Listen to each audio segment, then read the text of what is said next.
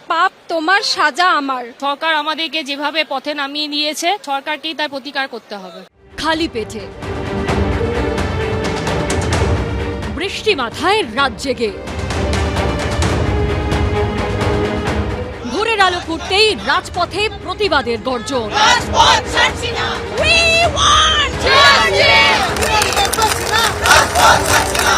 জীবনের পথ দেখান যারা, আজ সেই শিক্ষকরাই বাধ্য হয়ে পথে।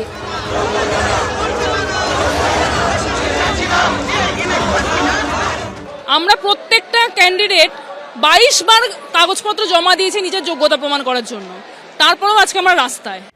কোন পথে ফিরবে হারানো চাকরি? পায়ে পায়ে তারই পথ খোঁজা। করুণাময়ী থেকে সল্টলেকের এসএসসি ভবন অব্দি অভিযান করলেন যোগ্য চাকরিহারারা।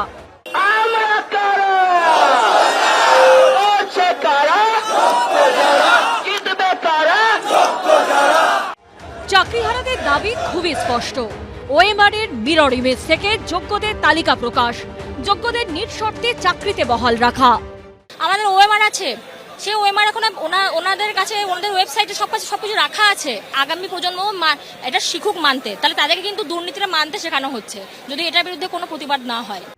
শুক্রবার বিকাশ ভবনে চাকরিহারাদের সঙ্গে প্রায় 2.5 ঘন্টা বৈঠকের পর শিক্ষামন্ত্রী দাবি করেন তারা যোগ্য অযোগ্য তালিকা প্রকাশের ব্যাপারে আইনি পরামর্শ নিচ্ছেন। ওরা দাবি করছেন সেই তালিকা যেন এসএসসি তাদের আমাদের ওয়েবসাইটে তুলে দেয়। এবার এখানে আমাদের তাতেও আপত্তি নেই, কোনো অসুবিধা নেই। সিবিআই থেকে প্রাপ্ত তালিকা যোগ্য অযোগ্য যেটা তাদের হাতে আছে তারা তুলে দিতে পারেন এবং সেখানে কোনো সমস্যা নেই যদি আইনি পরামর্শ আমরা ইতিবাচক পাই।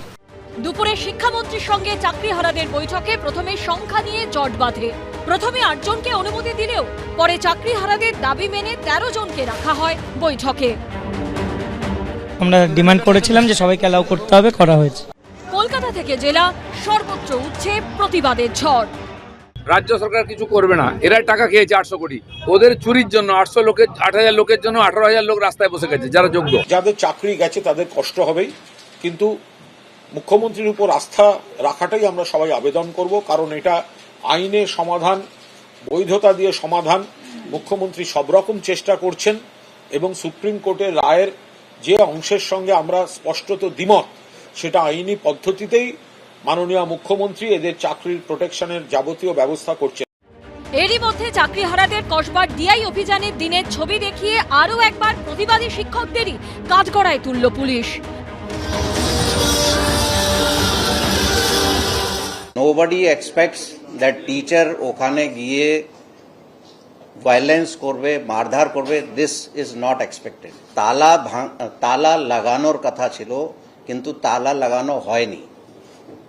ইট ইজ এ ডিফারেন্স, মানে হিউজ ডিফারেন্স। তালা লাগানো আর তালা ভাঙানো দুটো আলাদা জিনিস। উল্টো দিকে হাওয়াই চটি ও চুরি নিয়ে রায়গঞ্জে পুলিশের বিরুদ্ধে ক্ষোভ উগরে দেয় এবিভিপি। দেখুন, বাংলায় গণতন্ত্রের আন্দোলন দেখুন, পুলিশ দলদাসত্বের যে প্রতীক সেটা আরেকবার প্রমাণ হয়ে গেল। হাওয়াই চটি পুলিশ আমাদের কাছ থেকে কেড়ে নিচ্ছে। হাওয়াই চটি নেওয়ার জন্য পুলিশকে জানাই ধন্যবাদ। কৃষ্ণেন্দু অধিকারী, ব্রতদীপ ভট্টাচার্য ও ঐশী মুখোপাধ্যায়ের রিপোর্ট, এবিপি আনন্দ।